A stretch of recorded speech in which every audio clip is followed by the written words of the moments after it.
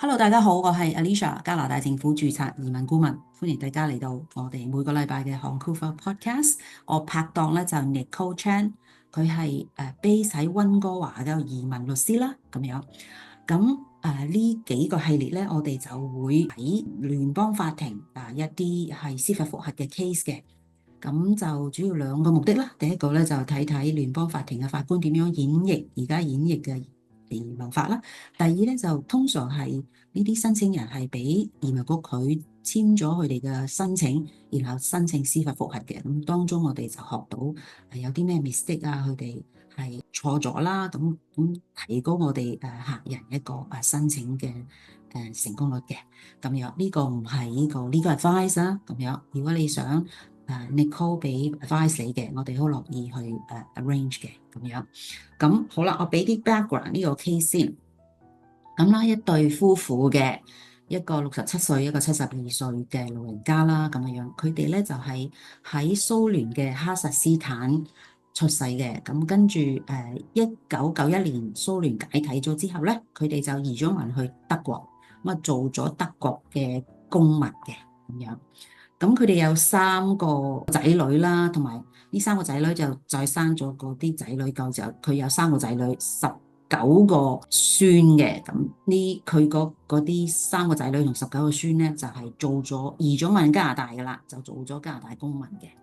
咁佢兩夫婦咧就係去探佢哋啦。咁啊2020年嘅10月咧就去做 visitor，咁啊一路去到2022年嘅4月10號都係 visitor。咁佢哋就喺加拿大嘅時候就申請一個以人道立場，我哋幾個月前講過人道立場申請呢個永久居民。咁呢個申請咧就係俾移民局佢簽，跟住咧佢哋就申請司法覆核，而呢個司法覆核咧法官都係dismiss 咗嘅，即係唔批嘅咁樣。咁嗱Nicole 請教你點解呢個司法覆核唔批咧？佢啲所有 family 都喺加拿大喎，照計呢個即係人情上人道立場都應該會批嘅喎。請教你啊。So 其實個 officer 個 decision 咧係好簡單嘅啫，佢就話嗯呢兩夫婦咧嚟咗加拿大好短時間，嗯佢喺德國住咗好長時間。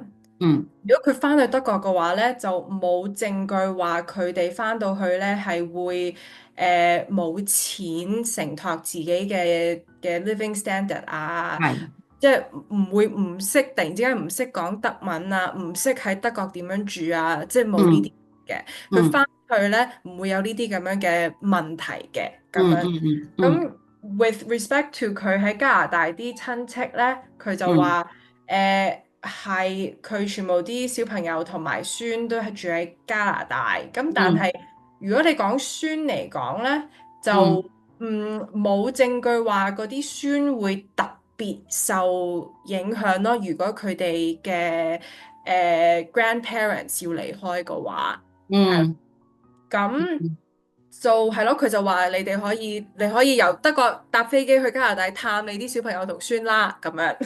嗯個法官咧就話個 officer 呢一個睇法，呢個立場咧係啱嗯，嘅。應該話係是個法官就係咁樣講，法官就話以佢哋 submit 咗嘅證據嚟講嗯咧，個 嗯嗯 officer 有呢個咁樣嘅判斷咧係合法嘅。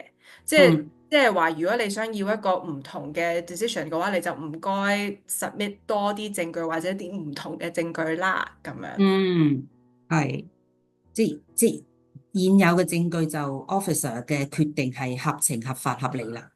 係啦。OK，好多謝你都同我哋簡單分析。如果你覺得呢個 case 咧，你嘅親戚朋友都想聽嘅，請你同佢哋 share 啦。如果係有其他 topic 你需要我哋做 research 嘅，請喺 comment 嘅留言。咁呢個唔係呢個 advice。如果想 Nicole 想俾個你自己嘅 case 嘅咧，請你 PM 我哋幫你 arrange。下次再見，拜拜。